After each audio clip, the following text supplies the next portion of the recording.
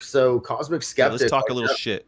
yeah, that was silly because like I saw his explanations for why he stopped being vegan and why he wants to start eating fish. I guess it's because like he's got IBS, irritable bowel syndrome, Yeah. but he wasn't blaming it really on that because he was saying he's like, I'm not saying that veganism caused my IBS or that people with IBS can't be vegan. It was just like an availability thing that when he would go out with his friends or something on some adventure, that there would be some secluded location where they wouldn't have all the vegan foods that don't upset his stomach. And it's like, well, just pack a snack, bro. Yeah.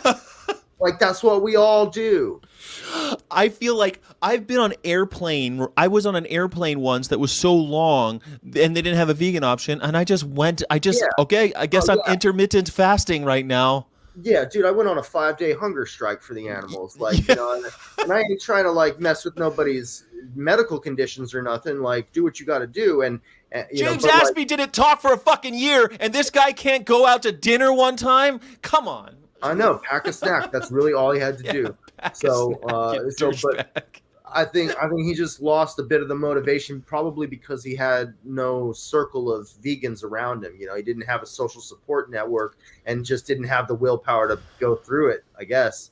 I Um, don't know. I think it's way worse than that. I think it was money. I think that he started not getting because he does speaking gigs, right? And he goes on other people's show, goes on Piers Morgan and shit like that. And they would always ask him about veganism, and they wouldn't invite him onto other shit. But now that he's no longer vegan, he gets asked about whether or not we should have the monarchy on Piers Morgan. He doesn't get asked about veganism anymore. I So hear you. Well, I think he was probably still getting asked other stuff, but I'm not sure. I think he's being sincere to some degree, but yeah. I don't know. It's just it's just flaky, is all. Yeah. Do you think La- people can? Do you think you can be an ex-vegan, or is it yeah, you're either on or you're off? yeah, I do. Like, I had a friend who was an animal rescuer with DXE. Like high status, like super activist type. And she got married to a non-vegan and started hanging out with all the non-vegans. And then, a year later, a couple years later, she makes a post about how she's eating animal products again, and she feels bad about it.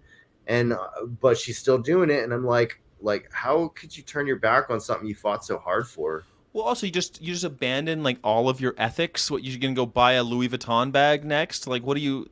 It's that type of shit, man. Yeah. You So, know, like some people aren't phased by their social circumstances, but we do have to recognize that most people are social animals who like just go just with what succumb other to people peer are doing. pressure. Yeah, they give into peer pressure, and so part of my spiel is to be an educator and a motivator, and to make sure people take this shit seriously and don't turn their back Yeah. on it. Because how would you like it if I turned my back on you, like if you were the victim and I was speaking up for you, and then all of a sudden I started paying for your slaughter? Like, it's ridiculous. It's ridiculous. And Ridiculous. the alcoholics, the friends of Bill, will say things like, well, if you hang out in if you hang out in a barber shop long enough, you're getting a haircut. And Yeah. have you ever heard that one? Have you No, ever but had that's any? good. Yeah, it's like something that people in recovery will say, so that they don't go to bars, like because they'll be like, Yeah. I don't go to bars because if you go to the if you go to the barber shop enough, you're getting a haircut. You can hang out there long enough. And so I could see that, but that's like, again, seeing animal. Maybe because that person always saw animals as products that she's foregoing, and I not really mean, as beings with rights. but she didn't. That's what I'm saying. Like, she was a Yeah. legit vegan. People can change though. Like, they can go back on it, and it's sad.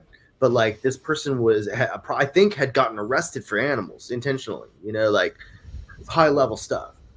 Gets arrested for animals and now is paying for their slaughter.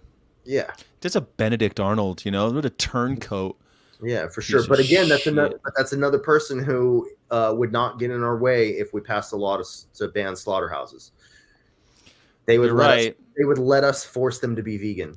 Well, it's funny because I say, all the time, people don't know new carny friends. This happened recently. Well, for the last couple of years, I'm like, if you are if you're already you're grandfathered in, all right, maybe. Although I've gotten rid of most of my old Carney friends too. There's only a couple left. But if you're in Carney and you want to be part of my life, need not apply. Fuck Yeah, off. Like I yeah. want nothing to do with someone who's some blood-mouthed Carney who's fucking around murdering animals. I want nothing to do with them. I mean, it's one thing like for me, maybe like I'll give them a grace period of like educational stuff, like to let them get their toes wet and stuff. But if after that, then it's like, well, yeah, because it's like, because they would do the same thing with a habitual dog kicker. They wouldn't hang out with them. They wouldn't Right. be all like everything. Child molester, Yeah. any a rapist. Yeah, you wouldn't allow it. You wouldn't want to be friends with those people.